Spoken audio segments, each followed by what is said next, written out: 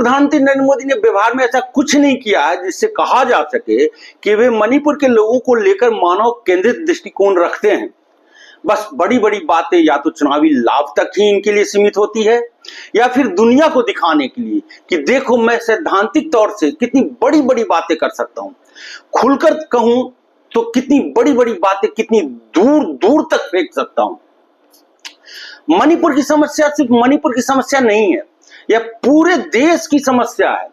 मणिपुर के लोगों का दुख दर्द सिर्फ मणिपुर के लोगों की पीड़ा नहीं है, एक राष्ट्र के तौर पर, एक लोकतांत्रिक संसदीय व्यवस्था के तौर पर यह पूरे भारत का दुख दर्द है, देश के एक एक नागरिक का दुख दर्द है।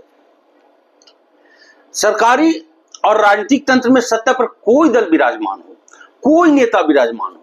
मणिपुर की घटना न सिर्फ मणिपुर के लिए बल्कि पूरे भारत के लिए, हमारी लोकतांत्रिक व्यवस्था के लिए शर्म की बात। इससे भी अधिक महत्वपूर्ण, बतौर नागरिक देश के एक एक लोगों के महत्व को सरकारी और राजनीतिक तंत्र की ओर से कमतर करने से जुड़ा मसला है। यह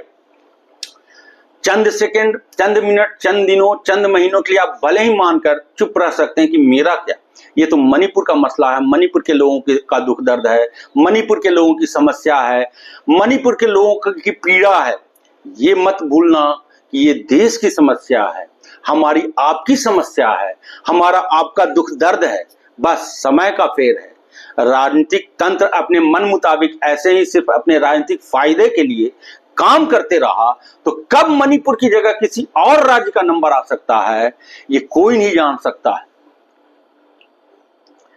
मणिपुर हमारे आपके सामने जीता जागता उदाहरण है कि कैसे सरकारी और राजनीतिक तंत्र सत्ता और चुनावी लाभ के लिए देश के किसी भी हिस्से में नफरत की आग को भड़कने दे सकता है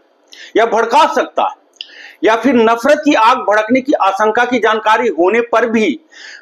चुप्पी साधे रह सकता है। मणिपुर के मामले में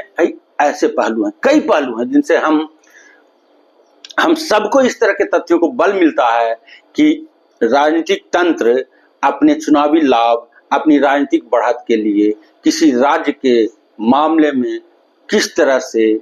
चुप्पी साध कर बैठ सकता है। आजाद भारत के इतिहास में वर्तमान प्रधानमंत्री नरेंद्र मोदी को छोड़कर शायद ही किसी प्रधानमंत्री ने देश के किसी एक राज्य के साथ इस तरह का बेरुखी वाला व्यवहार किया होगा। वो भी